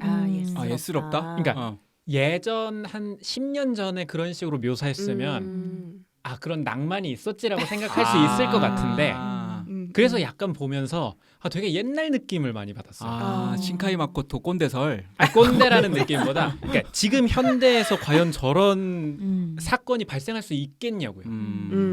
그런 부분에서 개연성이 떨어진다는 느낌을 받죠. 얘기 들으니까 그 술집 그 여사장하고의 관계 그 부분은 진짜 그렇긴 하네. 갑자기 뭐 그리고 그게 유대가 갑자기 또 막 이렇게 갑자기 유대가 그냥 생겨버린 그리고 거잖아. 저는 뭐가 스침해도 화나냐면 아니 10년을 이모가 키워줬어요. 회화 많이 나네. 그러면은 문자 하나 하면 되거든요. 근데 문자를 막 55통 전화 55통을 하는 거 다 안 받고 모르는 사람들이랑 자꾸 와가지고 이렇게 인연을 하니까 얼마나 걱정이 되겠습니까? 그러니까 이런 약간 설정이 왕군이 말한 것도 좀 있는 것 같아요. 그 옛날에 그 드라마에 나올 법한 그런 설정들 그런 게 좀 남아있는 것 같다는 생각이 들었고 그리고 이번 영화가 이제 지브리 향기가 많이 난다고 맞아요. 많은 분들이 얘기를 하시잖아요. 그 작화에서 그런 거예요? 어디서 그런 거예요? 그 설정이요. 그러니까 이 설정? 남자 주인공과 하울의 움직이는 성격 그래 그 완전 약간 느낌 비슷하지. 머리 이렇게 있고, 기르고 뭐 그리고 뭐 갑자기 이제 그 의자 또 동물들이 등장 신성한 그런 존재들이 나타나는 거. 음악도 그렇습니다. 맞아요. 음악 초반에 나오는 거 혹시 그거 보셨나요? 그 루팡 보셨나요? 루팡? 루팡은 못 봤어요. 저는. 그러니까 그 빠밤빠밤 맞아. 루팡이 아니라 저거 카우보이 비밥. 그거 알죠. 그 유명한 음악 그 있지. 재즈 음악 있잖아요. 그 풍의 음악이 초반에 자전거 맞아요. 체이싱 씬에서 나옵니다. 재즈한 음악 그리고 그 열차 가는 거에서 나오는 노래도 은하철도 999 일본 노래일 거예요. 되게 맞아요. 거기 옛날 나온다고 노래들을 했어요. 그건 감독이 일부러 배치했어요. 그러니까 옛날 그런 식으로 되게 유행가들을. 많은 것 같더라고요. 그 마법소녀 키키 노래 맞아. 그 노래도 그 고양이를 가지고 그 신부를 만드는 것도 그러니까 뭔가를 다 연상시키고 언젠가 본 적이 그런 있다라는 것 그 같아요. 느낌을 준데 그게 오마주 실제로 오마주한 것과 아닌 것이 섞여 있으니까 오히려 약간 이건 누가 봐도 오마주야라는 느낌을 한번 빵 주면 뭐 내가 이렇게 판단하면서 갈 텐데 이게 섞여 있어 버리니까 이걸 내가 지브리로 받아들여야 돼 아닌 거야 이게 좀 판단이 안 되긴 하더라고요. 그 특히 그 저기 어디를 가면서 그 차 빌려 타고 가면서 나오던 음악들은 그건 감독이 그 당시에 유행하던 음악을 쓰려고 해서 삽입했던 거래요. 뭐 딱히 뭐 그런 다큐멘터리적인 의미로. 근데 내가 하나 웃긴 게 있는데 이거는 감독이 이제 이건 공개적으로 한 얘기니까 내가 그냥 합니다. 공개적으로 한 얘기라서 뭐 대단한 건 아니고 그냥 웃자고 하는 얘기긴 한데 감독이 하나 노래를 쓰려고 한 게 있었대요. 그랬더니 프로듀서가 말리더래요.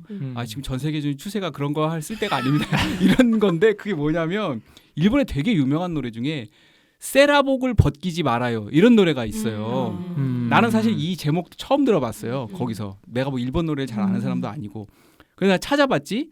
근데 정말 유명한 노래고 그게 심지어 지금도 그 NHK에서는 청백가합전, 홍백가합전 거기에 지금도 나올 정도로 유명한 노래인데 딱 가사가 내가 오기 전에 한번 확인해 봤어요. 유튜브에 찾아가지고 가사가 딱 제목 그 가사 제목 느낌 그 가사거든.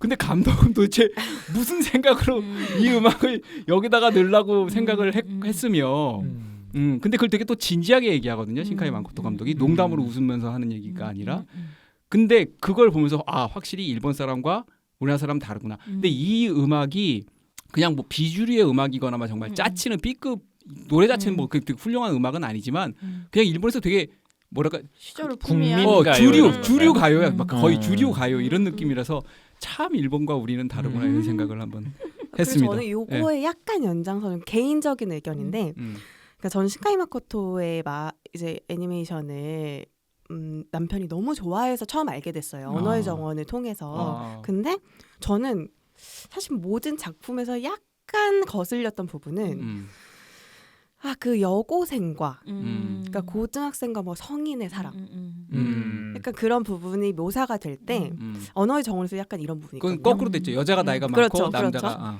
근데 그런 부분에서 그 신카이 마코토의 아재성이라고 해야 될까요? 그 아재성. 옛날 사람 같은 예스러움이 있어요. 그게 묻어나요. 그래서 저는 가끔씩 이런 장면이 여기 나온다고? 제가 이번에 이 영화에서도 불편까지는 그게 있었어요? 아니지만 어떤 게 좀 저는 웃겼냐면 그 의자로 변한 소타한테 얘가 이제 앉아 있거나 또는 이제 걔한테 뽀뽀를 하거나 이런 게 있잖아요. 근데 그 설정들이 뭐 나름의 이유가 있겠지만 근데 굳이 이 영화에서 저런 장면이 안 나와도 전혀 문제가 없거든요. 개치가 신카이 마코토 개치. 그래서 이 감독이랑 저랑 조금 안 맞는 부분이 있다면 저는 그런 부분들이 매 영화마다 조금씩 걸렸었어요. 그때 너의 이름을 때도 그때도 몸이 바뀌었을 때 그 남자애가 이렇게 티셔츠 안을 이렇게 들여다보는 그 장면이 조금 약간 그러니까 뭐 아주 그때 논란이 좀 있었죠. 논란이 그게 뭐 한 번도 아니고 뭐 여러 번 한 서너 번 계속 반복해서 나오면서 그리고 그런 말씀하신 얘기가 그 있었죠. 의자에 앉을 때 그러니까 그 쇼타가 변신한 의자에 이제 스즈메가 앉을 때마다 저도 그걸 느꼈어요. 그러니까 스즈메가 앉은 것까지 좋은데 그때마다 쇼타가 흠칫 막 그러니까 거기에 대한 그 의자가? 그 그랬어요? 깜짝 놀란단 말이에요. 반응을 한단 말이에요. 근데 거기서 갑자기 무시챘어? 느껴지죠. 나만 몰랐고. 그냥 보면은 그냥 되게 옛날 사람이라는 느낌이 들어요. 네. 이런 거 좋아했던 사람인 것 같아요. 맞아요. 저도 그렇게 취향을 생각이 느끼게 들어요. 돼요. 그렇군요. 저 댓글 이따가도 말씀드리겠지만 사람들이 많이 지적하는 게 아까 말씀하신 개연성 부분인데 쇼타를 의자로 왜 만들었는가?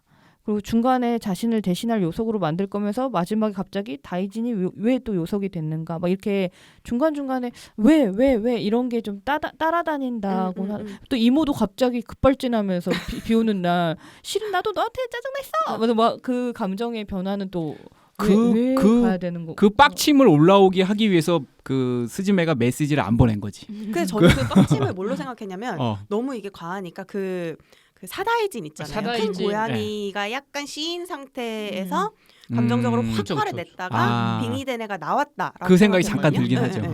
그래서 그렇지 않고서야 저렇게 화를 내나 그런 생각했었고 의자는 저도 너무 좀 궁금해가지고 근데 찾아봤는데 인터뷰가 있더라고요. 있어요. 왜 의자로 얘기했어요. 설정했는지. 근데 그건 되게 좋더라고요. 그러니까 특히 다리 하나 없는 의자로 한 게 어쨌든 간에 재해로 무언가 상실한 그렇지. 사람이라도 의자처럼 잘 달릴 수 있다라는 걸 보여주고 싶어서 그리고 또 너무 동일본 대지진이라는 비극이 있으니까 그 이야기만 오래 하면 관객들이 마음이 무겁고 괴로울 것 같아서 좀 보기만 해도 따뜻해지는 귀여운 존재를 찾다가 그걸 골랐다고. 근데 다이진의 입장에서는 다이진이 쇼타를 의자로 만들 니즈가 뭐가 있는 거죠? 거기서 개연성이 좀 떨어진다는 것 같아요. 사실 그것도 저희가 추리해야 되는 부분 같긴 한데 저는 어떻게 보면 다이진이 약간 아가 다이진이잖아요. 그 옆에 있었던 물체가 뭐 의자였으니까 뭐 그렇게 만들었을 수도 있죠. 그러니까 쇼타 입장, 그러니까 다이진이 쇼타를 그렇게 이를테면 멀리 해야 되고 배척해야 되는 이유가 뭐죠? 그러니까 그 제가 이야기로는 다이진은 어린 신이고 사다이진은 그래도 뭔가 좀 그 성숙한 신인데 다이진은 이제 나는 이 요석 일 안 하고 싶은데 근데 그 일을 할 수 있는 좋은 사람이 있고 나는 스즈메랑 놀고 싶으니까 그냥 바꿔버린 그냥 개구쟁이 신이라고 저도 이렇게 생각을 이해했어요. 했어요. 그래서 완전 아가와 완전 큰 이렇게 해서 둘이 만났을 때 막 핥아주고 이런 장면을 일부러 넣은 게 얘도 시작하지 얼마 안 된 이제 신인 거죠. 성장해야 되는 신인 느낌인 거죠. 또 댓글 중에 그 다이진을 마지막에 결국에 요석으로 바꿔가지고 꽂을 때 저는 그러지 않았는데 거기서 관객들 분노가 엄청나더라고요. 그러니까 그게 그 지점인 것 같아요. 그러니까 다이진이 여기서 내내 그러니까 자기 본능에 충실한 어린아이의 이를테면은 그 성질을 갖고 있는 실은 그러니까 애인 거죠. 근데 그 애를 다시 요석으로 만들어서 넣어야 될 때 아니 쇼타는 요석하면 안 되고 다이진 된다는 거야. 근데 갑자기 다이진한테 사람들이 막 감정이입을 해가지고 맞아요. 화를 많이 내더라고. 저도 사실 그런 부분이 느껴져요. 그러니까 전 다이진이 스즈메의 엄마의 속성도 있다고 생각을 했거든요. 그러니까 그 죽은 엄마가 스즈메랑 놀고 싶은 거예요. 다시 만나고 싶은데 근데 결국 다시 희생해야 되는 거는 죽은 사람들인 거죠. 현실에 사는 사람들은 어쨌든 희망을 갖고 살아야 되고 뭔가 이 희생을 해야 되는 거는 이 망자나 신 쪽의 영역으로 넘겨버리니까 이럴 수밖에 없는 건가라는 생각이 저도 들긴 했습니다. 스즈메가 남자 때문에 뭐 그러니까요. 다이진 버리고 그러니까요. 자기 그냥 좋은 남자친구랑 잘 살고 싶어 자기가 요석된다고 외치더니만 초반에 저희가 이제 어쨌든 재해 다룬 얘기하고 뭐 이걸 어떻게 소재로 다뤄서 뭐 용감한 발언을 하고 뭐 이런 얘기를 해서 굉장히 무겁게 받아들이시지는 않을까라고 걱정을 하고 그렇지 않다고 얘기하려고 했는데 얘기하다 보니까 이미 벌써 그런 우려를 싹 씻게끔 대화들이 전개가 되고 있습니다. 다른 영화들과 비교하면 저는 이 영화가 그 재해 3부작 중에 가장 대중적이라는 생각이 좀 들거든요. 어떻습니까? 다른 그 나머지 두 영화와 이번 영화를 비교해 본다면? 저는 대중적인 건 너의 이름이 더 대중적이지 않았나 그래요? 싶어요. 그러니까 이게 아까 그 저희 댓글 읽어주실 때 양군이 재미지도 않았다고 하셨나? 있으면서 재미지도 않았다고 하셨나? 그러니까 이거를 그냥 이것도 그 일본 그에서 공부한 선배가 말해주셨는데 일본 사람들의 말하기 특성이 그러니까 표면에 드러나는 말하기와 속내의 메시지가 같이 가기 때문에 늘 일본 사람과 대화할 때 저기 안에 들어있는 속내가 뭔지를 계속 파악하면서 가야 대화가 완성이 된다고 하더라고요. 근데 실제로 너의 이름은에 비교해서 이번에 이 스즈메의 문단속은 스토리가 흘러가는데 그 안에 있는 걸 계속 쫓아서 가야 되는 약간 이중의 구조가 좀 있었다라는 느낌도 들고 또 한편으로 일본의 되게 로컬한 감성이나 그 사람들만 공유한 어떤 경험을 갖지 않으면 제가 제 방식대로 해석하거나 제 스토리를 대입시켜서 이해를 해야 된다 이런 측면에서 다 보고 나와서 아니 뭘 느끼긴 했는데 이게 맞나? 이게 감독이 의도한 게 맞나를 계속 이렇게 의심하게 만드는 좀 그런 부분이 있었던 것 같아요. 아까 맞았다고 했잖아 내가. 감사합니다.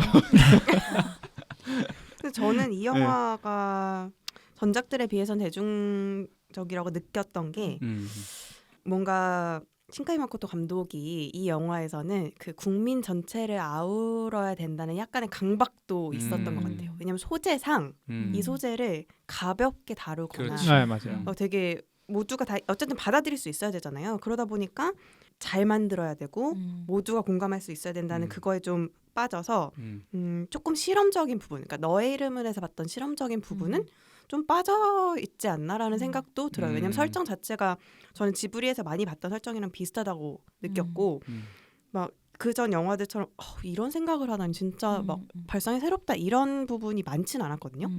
그래서 어쨌든 대중성은 그렇죠. 많이 찾았는데 어떤 걸 하고 싶은 걸까? 그러니까 신카이 마코토가 옛날처럼 다시 돌아가서 그런 작품들 앞으로 할지 아니면 이런 식으로 미야자키 후계자라고 자꾸 언급이 되고 막 이러다 보니까 대중성을 쫓는 작품을 더 할지 좀 궁금해지더라고요. 이게 조금 분기점이지 않을까 싶어요. 그렇죠. 그 센과 치히로의 행방불명이 베를린 영화제에서 황금공상 받은 게 이제 21년 전인데 이번에 베를린에 초청이 됐었죠. 경쟁 부문에. 예. 뭐 그런 의미에서는 뭐 미야자키 하야오 감독의 후계자 소리를 또 들을만 하고. 제가 좀 조금 헷갈리는데 언어의 정원하고 저 너의 이름은하고 이거 지금 스즈메를 거의 동시에 봐가지고 이번 스즈메에서 작화에서 어떤 물이었나는 나는 거의 실사인 줄 알을 정도로 굉장히 그 현실감이 있었던 것 같은데 혹시 작화는 전에 비해서 확실히 더 발전하지 않았나요? 사실은 미미지나 이런 걸 그리는 그쵸. 것도 쉽지는 않았을 것 같은데.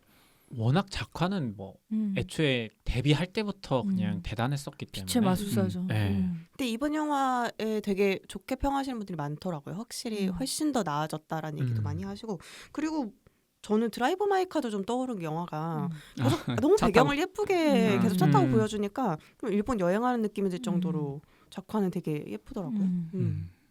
별의 순간, 꽝의 순간 한번 해볼까요? 예. 저는 별의 순간은 그 도호쿠 대지진 때 그 지역에서 문 잠글 때 다녀오겠습니다. 다녀왔습니다의 일반 사람들의 장면이 나오는 부분이 제일 울컥했던 것 같아요. 맞아. 그 부분이 별의 순간이었던 것 같습니다. 꽝의 순간은. 꽝의 순간은 뭐 아까 얘기했던 앉는 장면, 그 의자에 앉는 장면, 흠칫 네, 느끼는 장면, 의자가 그냥 약간 진짜. 그 싫어. 그 부분이랑 사다이진이 너무 늦게 나온 것 같아요. 맞아요. 아 물론 사실 반전을 주기 위해서 다이진이 사실 얘가 나쁜 놈이 아니라 착한 놈이다라는 걸 보여주기 위한 장치로서는 뒤늦게 나와야 되긴 하지만 그 친구가 조금 더 일찍 나왔으면은 훨씬 더 뭐 여러모로 개연성이 나아지지 않았을까라는 생각이 들었습니다. 라민 어땠어요? 저는 별의 순간은 뭐 아까 안건이 이야기해주신 부분도 좋았고 그 내가 만났던 사람이 그 미래의 나였다는 걸 깨닫는 그 장면 있잖아요. 애가 막 울고 있어가지고 내가 가야 되겠다. 가서 이걸 해줘야겠다라고 해서 그 다가가는 장면 거기가 좀 저는 울컥했던 것 같고 그다음에 애기의 그림 일기장 장면들이 거기도 되게 마음이 많이 갔어요.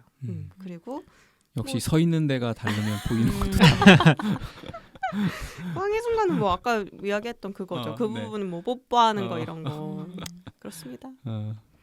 노시스도 혹시 다른 거 있어요? 저도 라미님이랑 비슷한데 그게 계속 그 장면 처음부터 나오잖아요. 어린 아이랑 엄마로 형상화돼 있어서 계속 그 나오던 장면이 실은 그 미래의 내가 과거의 나에게 가서 위로하는 장면이었다라는 그 부분에서 또 이제 저도 제 최근의 경험과 연관지어서 생각해 보면 그러니까 계속 너무 힘든 일이 생기면 자꾸 이제 구원을 받고 싶어지고 자꾸 이제 이럴 때 어떻게 해야 되지?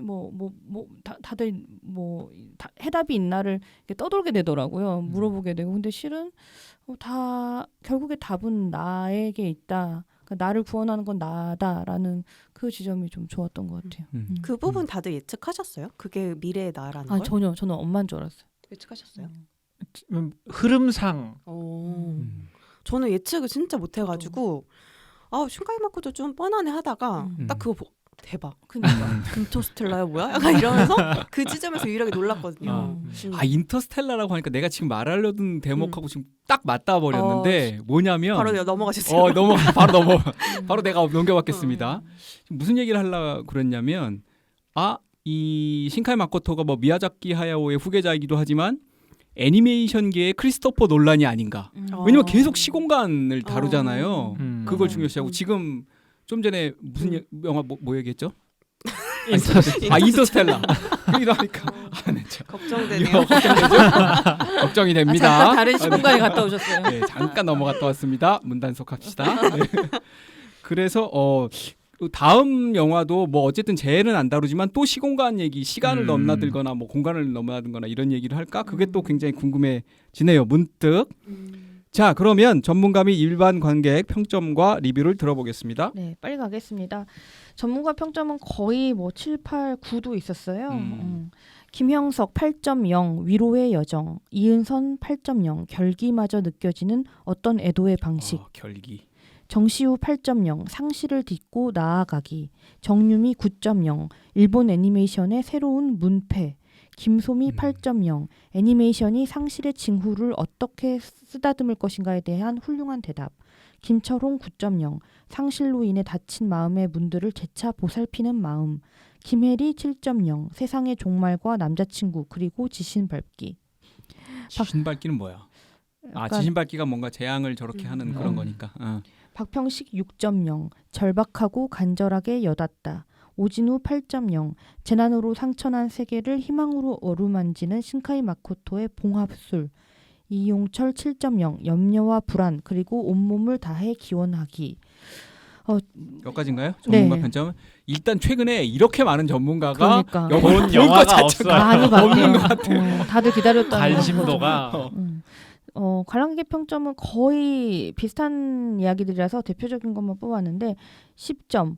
원래 감독님의 작품들을 좋아하기 때문에 개인적으로 너무 만족했습니다. 그리고 사운드 좋은 영화관에서 봐야 더욱 몰입해서 볼 수 있다고 생각합니다. 10점. 마지막 클라이맥스 때 저항 없이 울었다. 10점. 지극히 주관적인 평가입니다. 너의 이름은과 날씨의 아이 모두 10번은 돌려본 골수팬인데 보면서 소름이 돋았네요. 물론 스토리적인 부분이 부족하다는 평 인정합니다. 금사빠 여주. 문 닫으면 너무 허무해지는 거, 결국 다이진에게 모든 희생을 강요한 것 등등. 스토리적인 부분에서 허점이 있었지만 그 모든 걸 커버할 만큼 영상미나 음악적인 부분에서 칭찬을 드리고 싶네요. 10점. 너의 이름은과 날씨 아이에 이어 재난 3부작의 정점을 제대로 찍은 수작. 그다음에 10점. 울지는 않았지만 울었다. 과거의 나를 위로하는 현재의 나. 상처가 아물지 않은 모든 현대인에게 던지는 위로. 9점. 다녀오겠습니다라는 말을 끝으로 돌아오지 못한 모든 사람들을 추모하며 남겨진 이들을 위로하는 이야기. 6점. 여기서부터 이제 조금 점수가 낮아지는데요. 6점. 동일본 대지진 트라우마가 아직까지도 남아있는 일본인들에게는 큰 울림을 줬겠지만 솔직히 바다 건너에서 보기에는 전작들에 못 미치는 범작입니다. 그러다 보니 중간에 차 태워줬던 쌍둥이 아이와 엄마 사는 곳 고베에 가는 것도 좀 그렇고요. 지진으로 상처 입은 일본인들의 영혼을 보듬어 주기 위해 만들었다는 영화라는 생각만 드네요. 6점. 너의 이름은에 이어 동일본 대지진에 대한 트라우마를 이 영화를 통해 다시금 다뤄보려고 하는 의도는 높이 사지만 결말이 너무 실망스러웠습니다. 살고 싶다는 인간적인 욕망을 긍정하는 의도는 좋으나 소타를 살리기 위해 상대적으로 더 약자였던 다이진에게 묘속으로 돌아가라고 강요하는 결말이 바람직해 보이지 않았습니다. 다른 변수는 없고 그저 다이진이 묘속으로 돌아가겠다고 마음만 먹으면 해결될 일이었다니. 그렇다면 스즈메가 미야자키에서 후쿠시마까지 그 긴 여정을 거칠 필요가 있었는지. 선도 악도 아닌 느낌의 다이진 캐릭터가 매력적이었는데 그 캐릭터를 서사가 끝까지 책임지지 못했음. 6점. 개인적으로는 주인공이나 조연들에게 몰입이 안 됐어요. 개연성도 아쉬웠던 부분이 있었던 것 같네요. 6점. 초반까지는 신선한 설정과 아름다운 작화로 흥미로웠으나 뒤로 갈수록 이전 작품에서 봤던 장면이 많아서 지루했어요. 주인공과 고양이의 이랬다 저랬다 하는 감정 노선도 별로였어요. 4점. 영상미는 좋음. 볼 거면 아이맥스로 보세요. 그런데 전체적인 개연성 너무 부족. 4점. 이 영화가 무슨 주제로 어떤 내용을 담고 전달하려는지 난잡함. 영상미가 좋아서 보긴 하겠지만 여러 번 볼 영화는 절대 아님. 네. 여러 번 볼 영화는 절대 아님이 워낙 신카이 마코토 영화는 N회차 관람이 좀 약간 그런가요? 네, 그렇죠. 막 일본 애니메이션이 다 그런 것 같아요. 여러 번 특히 보게 제일 되죠. 이 그런 현상이 이제 센 거는 저거 귀멸의 칼날. 어. 그거가 저 200만 그 코로나 그 와중에 200만 넘었잖아요. 그건 정말 많이 보는 것 같아. 그래서 왜 이렇게 다시 보죠? 라고 물어봤더니 수입사 대표님이 그게 다시 보면 작화가 못 보던 게 다 보인대. 그러니까 나 무슨 의미인지도 잘 그냥 말뜻은 알겠는데 내가 못 봤던 작화의 그런 부분들이 다 보는데 일단 그 정도 되려면 상당히 또 덕후여야겠죠. 그렇죠. 그렇죠. 덕력이 있어야죠. 네. 하나도 안 들어와야죠. 자, 그러면 최경사 평점 내려보겠습니다. 자, 노시스부터 갈게요. 저는 4.0이요. 4.0. 네. 높네요. 그래도 네. 잘 봤네요. 네, 재밌었습니다. 예. 지난번에 우리가 다뤘던 바빌론에 몇 점 줬었죠? 4.0 좋습니다. 저희가 4.0. 넷이 다 4.0. 맞아. 맞아요. 4.0. 자, 안군. 저도 4.0입니다. 4.5와 4.5와 4.0을 고민했었는데 4.0 하겠습니다. 그럼 보통 4.25 뭐 이렇게 하지 않나요? 저는 0.5 단위로 딱 끊기 그래요? 때문에. 네. 뭐 개치라고 해두죠. 자, 라미. 저는 3.7입니다. 저 좋았는데 개연성 부분이 저는 개연성. 타격이 좀 컸어요. 도저히 이제 그냥 받아들일 수 없는 부분들. 근데 진짜 딱 그 문단속이란 제목, 그러니까 문 닫기가 아니라 그냥 문 단속. 그러니까 열어도 괜찮고 닫는 것도 괜찮다고 하는 그 감독의 위로. 그러니까 그거는 되게 좋았습니다. 그래서 3.5 줄여다가 위로 받고 3.7 올랐군요. 네, 저는 4.2점 주겠습니다. 오, 저는 좋네요. 사실은 4.0 가져왔는데 여러분들이 좀 라미가 낮출 줄 알고 제가 조금 보정하느라고 올렸습니다. 아니 이렇게 계산해서 하시면 어떡해요? 그러면 통합하면 4점 조금 안 되겠네. 3.975점입니다. 그렇죠. 보정 좀 더 했어야 되는 것 같은데. 3.975점. 이거 참 묘한 숫자가 나왔습니다. 약간 수쯤의 문단속 느낌 아닌가요? 3.97. 좀 묘한 숫자가 나와서 최경사당 여러분 또 어떻게 보셨을지 매우 궁금해지는 또 2주가 되겠습니다. 자, 비가 오는 일요일 날 녹음한 스즈메의 문단소 저희는 여기까지 하겠습니다. 지금까지 정주행해주신 최경사단 여러분 감사합니다. 지금까지 출연해 라미 안군 노시스 진행해는 저 백스였습니다. 다음 시간에 다시 찾아뵙겠습니다.